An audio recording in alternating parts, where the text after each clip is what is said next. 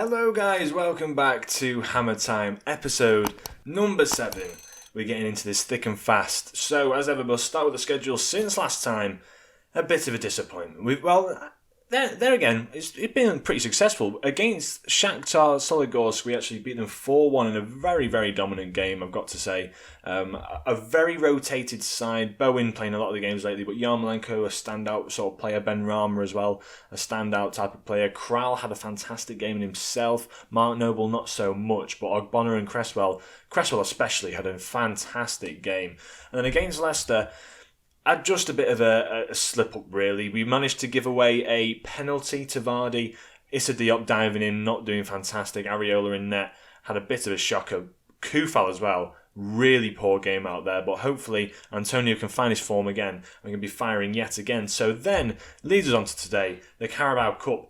4th round, an interesting one for us here. We've got, at the London Stadium, an opportunity to take revenge on them. So as you can see here, Liverpool thrashed Blackpool 4-0. Norwich beat Southampton 2-1 in an interesting game there. City have beat Millwall 4-0. So realistically now we've got to try and see ourselves going through here, hopefully against Manchester United. I'll have to see whether or not they're going to rotate out their side. I'm not entirely sure. We'll go into our tactical meeting. I am going to play quite a strong side against them, to be fair, today. I want to play a decent enough side so that we can try and have them here, but I am going to rotate the side out a little bit. Ben Johnson coming in, for example. Ogbonna in for Kurt Zouma, should I say, sorry. Can he play that wide centre? Yeah, I prefer him to play that wide centre back, because Issa Diop can't really go forward too well. Areola's staying in there. I'm going to stick with him despite the poor form he's been really having lately. Fornals is going to come in for Vlasic just to play a bit of a game in there. Antonio and Bowen are the only options we've got up front, really. Declan Rice coming back into the side because he did have, I think he had a bit of a suspension, should I say. Yarmolenko is going to come onto the bench for me. Alex Kral probably deserves to start a bit of a game, actually, but Masuaku's going to sit on the bench, I think. I'm going to have him on the bench. So, balance for this game, the 5-2-1-2, sticking with that formation. It's going to be the main formation we use this year. Not very happy with the game at all. Don't suit the passing of many players. But we're going to have to try and work the ball into the box. We need to. It's the only way that we're going to have any success out there today. We owe Manchester United for what happened last time. That's going to be the main motivator there. I think I did just completely skip the team sheet. So I'm going to watch the match preview, see United's side. There's our side. 3 wins in the last 5. All the players you can see there, West Ham players. Interesting enough, Manchester United playing great at the moment. Henderson in net, Shaw, Bayern, Love, Wan-Bissaka, still a very strong side, that. Sancho and Greenwood.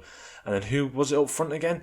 Martial up front, flipping heck. That is a very, very strong side nonetheless. Martial on the transfer list, an option for me. Cresswell has a free kick early on though, as Dean Henderson's forced to make a save from the off. It's a promising start for us already then. Cresswell on the corner, he's got a good delivery on him. Can he find anyone? He can't, and Wan-Bissaka can now try and initiate a counter-attack, which he is doing at the moment. He's running down that right-hand side. Not great at crossing, as you can see, and it's gone out of play. So to start off the game, not done too bad. Donny van der Beek getting a game in this save, which is a bit unrealistic if you ask me. But yeah, Sancho on that left-hand side, Greenwood on the right, Fernandes in behind the striker.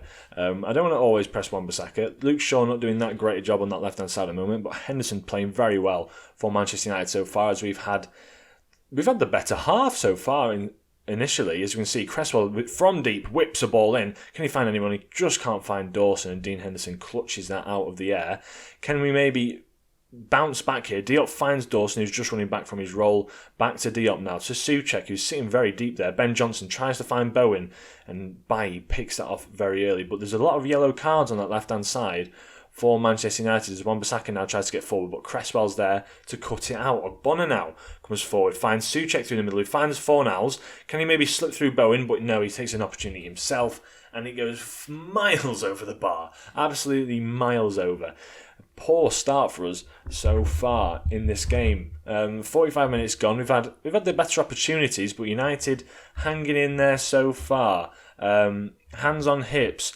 We've been doing well so far. Get the shots flowing. Tactics-wise, are we actually doing that? That's the question. No, we're working the ball into the box. Let's hit them early crosses as well. I quite like doing that. Apply more width to how we play, and let's dribble less, because we have not got really that great of dribblers out there. So we'll start the second half. A few changes here or there, but nothing significant as of yet. The midfield bossing it out there, as they should, against a poor McTominay Van der Beek couplet in that midfield. They don't want me to shoot on sight, but I want to try and get as many shots off as I can. Coming up to the 90th now, there's 2 minutes left in the game, and there's a throw-in for Manchester United in the 93rd minute. Lingard's picked it up. He plays it to Bruno Fernandes. Oh. And in the dying embers of the game, Lingard's played through Bruno Fernandes, and he's absolutely rifled that into the top right-hand corner. And that is going to be the game. What a disappointing game that is. I mean, Kral came on and had an absolute shocker. So did Masuaku. It's disappointing we didn't win that. It's very disappointing. I can't believe we didn't win that. We've seen Crystal Palace go through on penalties. Leicester have gone through. Newcastle have gone through. The Carabao Cup was something I was hoping we could possibly nab, if anything, this year. But looks like that, the hopes of winning that has gone out the window completely. In terms of what's going to be coming up, there's not really much to really report on. So push comes to shove, we might actually see ourselves do better now, because we've got no Carabao Cup ties to really rely on. We've got a lot of the Europa League games that are coming up quite a bit throughout the next few weeks, but hopefully we should be able to hang on, and I'll just run you through towards possibly the Ghent game or a Crystal Palace game. We'll have to see. So yeah, I'll come back with anything decent to report, but I shall let you know in the meantime if anything crops up. So yeah, I hope you did enjoy this episode today. It's been a bit of an underwhelming one, really. That 1-0 loss, I mean, looking at the stats, I'm pretty annoyed that we didn't get anywhere near a draw from that. We should have won that game. They just had the quality. At the end of the day, they had the quality in Bruno Fernandes, players like that. Antonio and Bowen, not out-and-out strikers, but didn't perform today. I probably maybe should have gone for maybe a more attacking style of play, considering that we were playing quite well. I should have gone positive. But yeah, disappointing nonetheless.